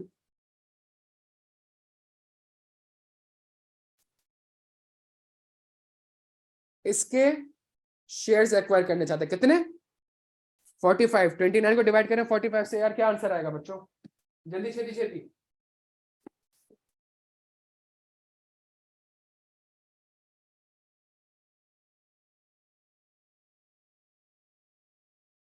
%64।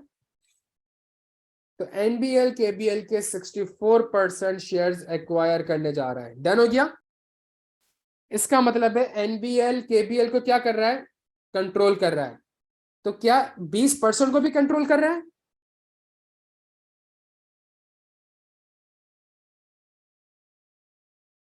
मुझे थोड़ा tricky सवाल है।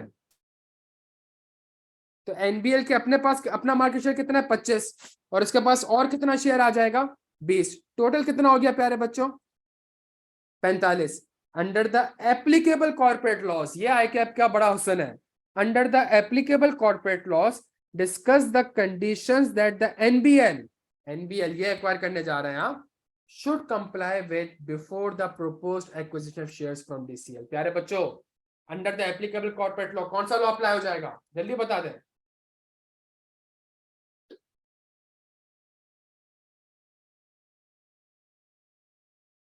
क्या ये बैंक है? बैंकिंग ऑर्डिनेंस अप्लाई नहीं होगा। क्या ये एनबीएफसी है? NBFC rules and regulation apply नहीं होगा। खुद नीचे कह रहा है कंपनीज एक्ट अप्लाई नहीं होगा। क्या ये कॉर्पोरेट गवर्नेंस की बात है? ना सीओसीजी अप्लाई होगा।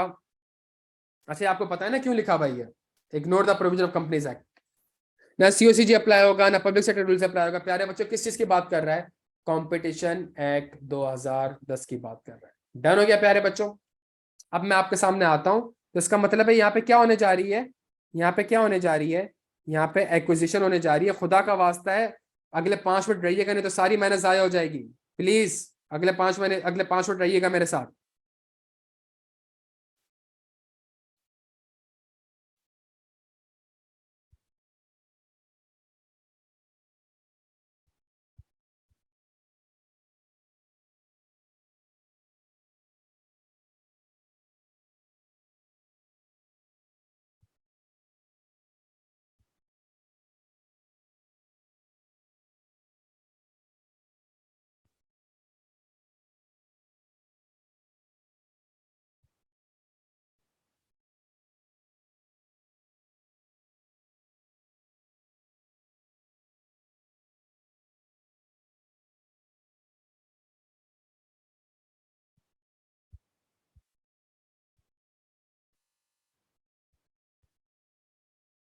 बच्चों क्या ये मर्जर होने जा रहा है?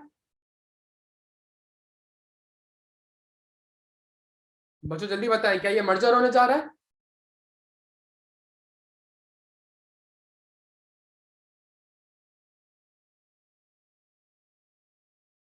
बच्चों जवाब दे दें यार, क्या ये मर्जर है? ये मर्जर होने जा रहा है?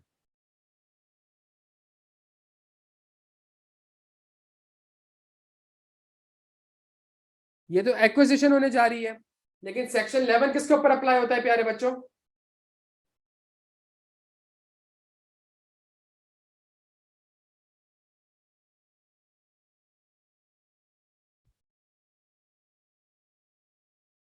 तो क्या सेक्शन 11 अप्लाई होगा बच्चों?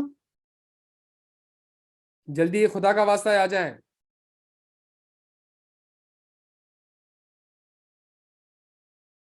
क्या सेक्शन 11 अप्लाई होगा? सेक्शन 11 तो मर्जर की बात करता है। ये सुनिएगा, ये देखिएगा।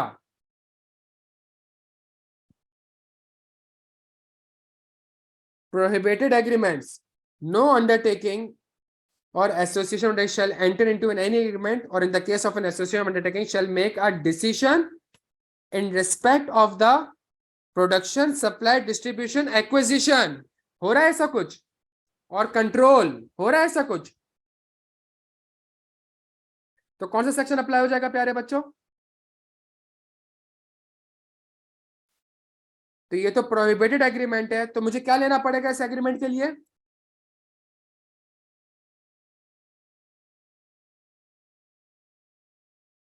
बच्चों क्लियर हम सारे यहां तक? प्यारे बच्चों यहां तक बात समझ आ रही है?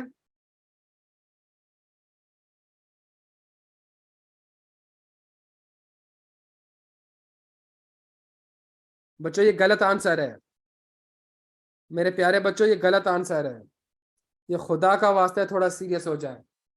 मर्जर की जो डेफिनेशन है वो ये है, merger means the merger, acquisition, amalgamation, combination or joining of two or more undertakings or part thereof into an existing undertaking or to form a new undertaking, and expression merge। बच्चों खुदा का वास्ता है, खुदा का वास्ता है।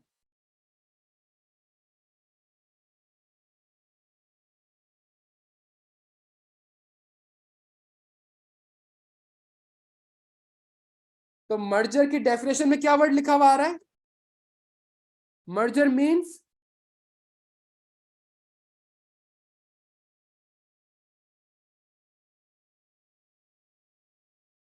बच्चों ऐसा ना करें, जवाब दे दें यार।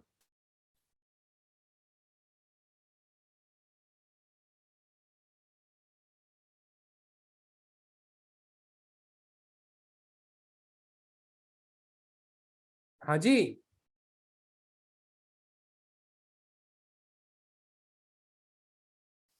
तो प्यारे बच्चों एक्विजिशन भी मर्जर की डेफिनेशन में आ जाता है।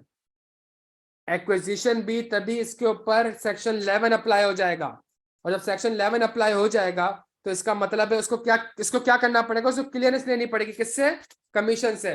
और कमीशन से क्लियरेंस लेने के लिए उसको क्या जमा कराना पड़ेगा? एक आदत एप्लीकेशन जमा करानी पड़ेगी along with the prescribed fees. Done हो गया प्यारे बच्चों?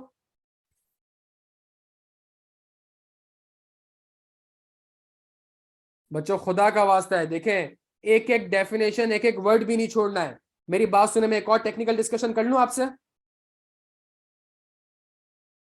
एक आखिरी चीज अच्छी बता दूं।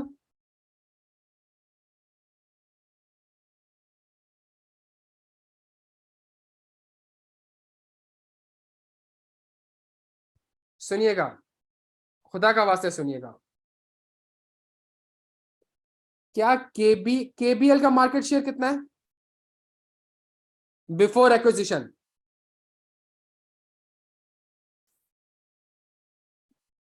तैमूर साहब वो भी बता रहा हूं, मुझे सवाल देख कर, केबीएल का मार्केट शेयर कितना है जल्दी बता दें।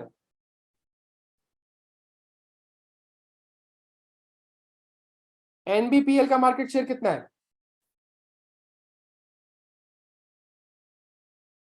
डन हो गया। एनबीपीएल किसके शेयर्स उठाने जा रहे हैं? केबीएल के। एनबीपीएल किसके शेयर्स उठाने जा रहे हैं? केबीएल के। सही है। क्या दो एंटिटी मर्ज हो रही हैं?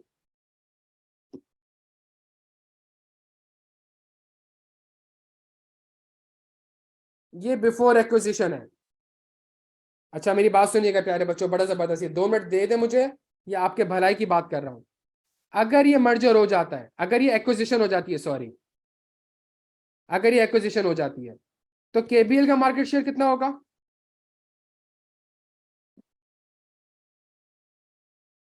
बच्चों जल्दी जल्दी जल्दी जल्दी देखें, 2 मिनट मुझे जवाब दे दें बच्चों। केबीएल का मार्केट शेयर कितना होगा भाई? क्या हो गया तैमूर साहब?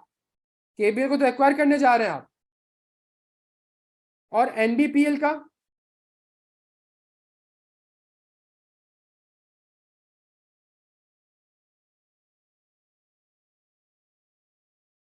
नहीं, एनबीपीएल का 25 होगा।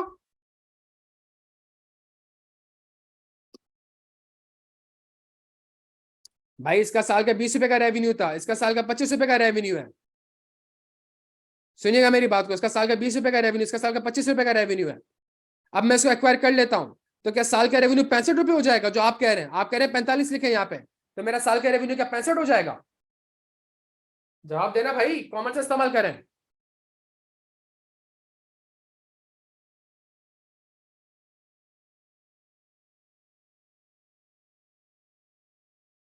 बच्चों समझ आ रही है बात क्या कह रहा हूं?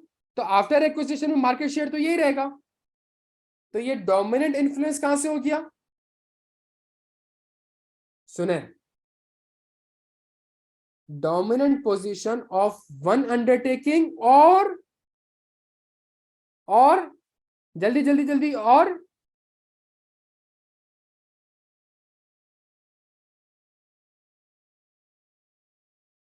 बच्चों जल्दी क्या लिखा हुआ है?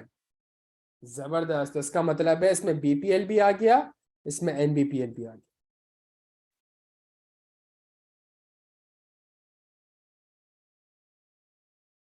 इफ इट्स का मतलब ये दोनों, share of the relevant market exceeds 40%। बच्चों समझ आ रही है बात? ये तभी और के आगे जो सेवरल इंडेक्स लिखा है इसका रीजन ये है। ये जो और के आगे सेवरल इंडेक्स लिखा है प्यारे बच्चों, इस वजह से लिखा है। लॉ में हर एक चीज किसी न किसी सेंस की वजह से होगी। बच्चों समझ आती है बात यहां तक?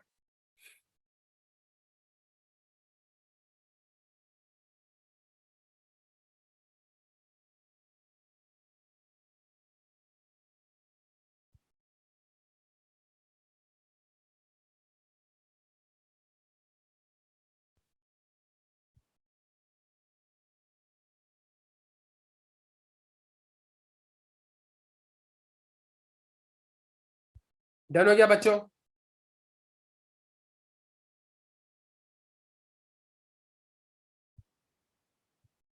यहां तक क्लियर है प्यारे बच्चों? एक अच्छा एक्ट था, प्रैक्टिकली हम इसको उतना नहीं देख रहे होते हैं क्लाइंट्स वगैरह पे। इस चीज को थोड़ा सा आप देखा करें। ये हैंडआउट में ग्रुप पे शेयर कर दूंगा बच्चों। कुछ फायदा हुआ क्लास का आज?